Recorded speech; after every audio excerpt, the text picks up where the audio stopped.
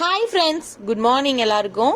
இன்னைக்கு நான் காலை 4 மணிக்கே எழுந்திரிச்சு எப்பயும் போல எல்லா வேலையுமே முடிச்சுட்டு பிரம்ம முகூர்த்த பூஜையுமே நல்லபடியா நடத்திட்டேன்.